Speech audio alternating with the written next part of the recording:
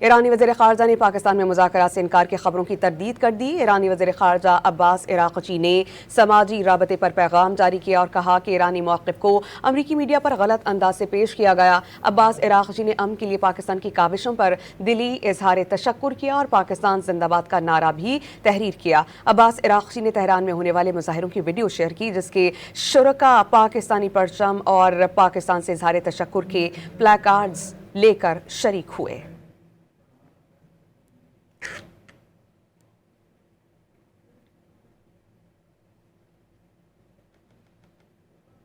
ایرانی وزیر خارجہ نے پاکستان میں مذاکرات سے انکار کی خبروں کی تردید کر دی۔ ایرانی وزیر خارجہ عباس عراقچی نے سماجی رابطے پر پیغام جاری کیا اور کہا کہ ایرانی موقف کو امریکی میڈیا پر غلط انداز سے پیش کیا گیا۔ عباس عراقچی نے امن کے لیے پاکستان کی کاوشوں پر دلی اظہار تشکر کیا اور پاکستان زندہ باد کا نعرہ بھی تحریر کیا۔ اس پر ہم بات کریں گے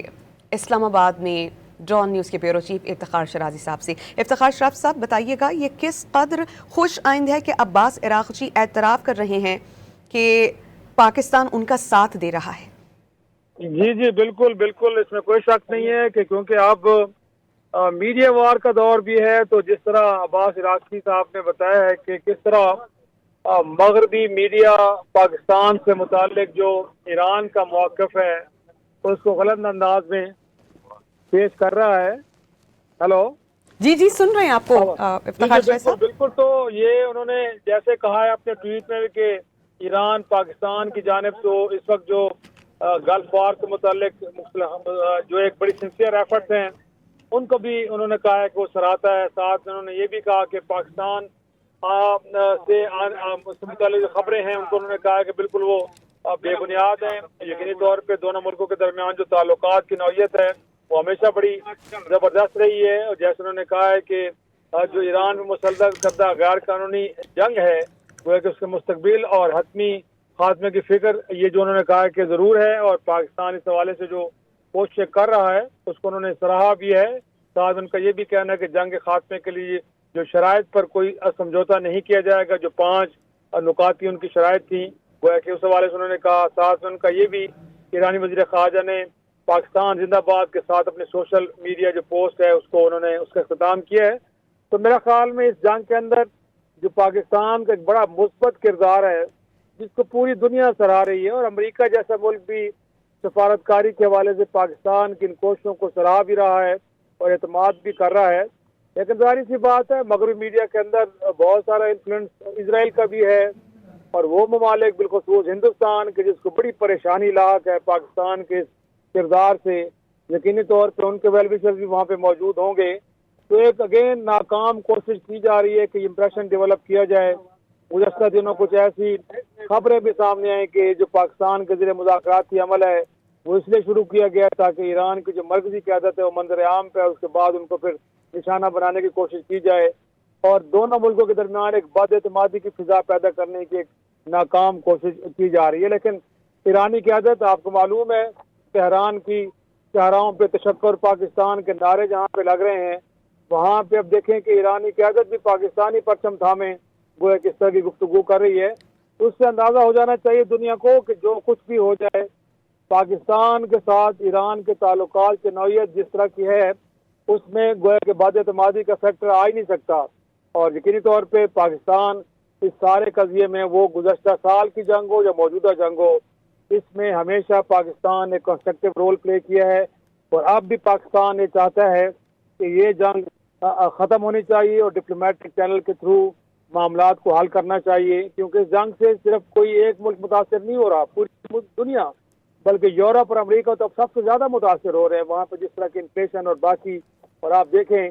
کہ امریکہ جیسے ملک کے اندر 80 لاکھ لوگ سڑکوں پہ نکلے ہیں، وہاں پہ ان کی جو فوجی قیادت ہے وہ ریزائن کر رہی ہے، جو برطرف ہو رہی ہے۔ تو میرے خیال میں اب پاکستان کے اوپر انگلیاں اٹھانا اور اس طرح کی ناکام کوشش کرنا کہ شاید دونوں ملکوں کے درمیان ایک بد اعتمادی کی فضا پیدا کر دی جائے، میرا نہیں خیال کہ اس کے اندر مغربی میڈیا یا اس میں وہ لوگ جو کسی کے ایجنڈے پہ کام کر رہے ہیں وہ کسی طرح کامیاب ہو پائیں گے۔ ایران کی قیادت بڑی دانش مند ہے، وہ سچویشن کو دیکھ رہی ہے،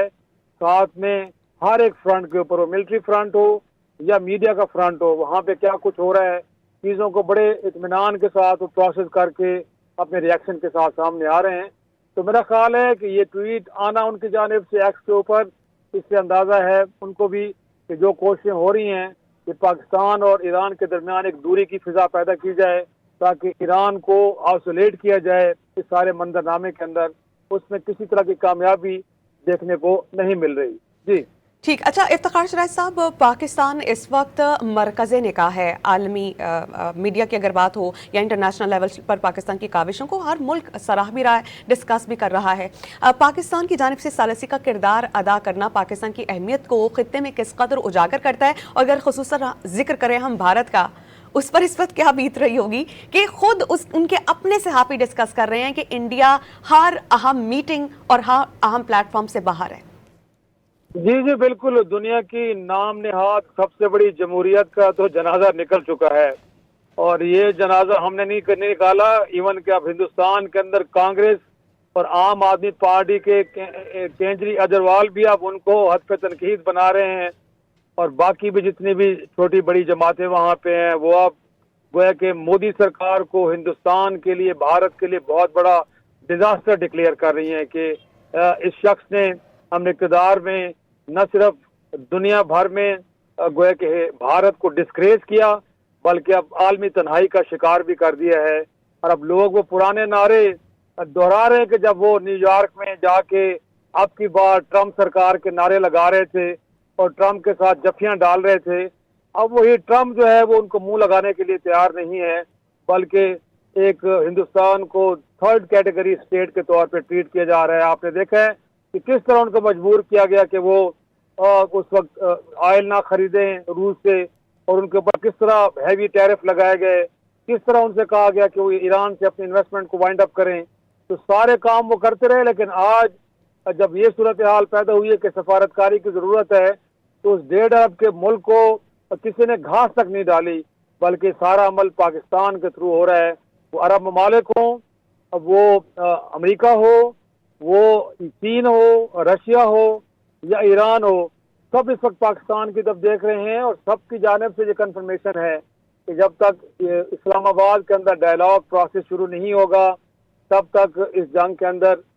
جو ہے وہ نہ تو اس کا خاتمہ کیا جا سکتا ہے اور نہ ہی ہم کسی پیسفل ریزولوشن کی طرف جا سکتے ہیں. تو میرا خیال میں پاکستان کی سفارتکاری کے میدان میں کامیابیوں کی ایک داستان ہے، ایک تاریخ ہے. ہم تو کہتے ہیں کہ 60-70 کی دہائی میں بھی ہم نے چین اور ایران جیسے ملک کو ایک دوسرے کے قریب لا کھڑا کیا. کئی عالمی تنازعات کے اندر پاکستان کا بڑا کنسٹرکٹیو رول رہا ہے.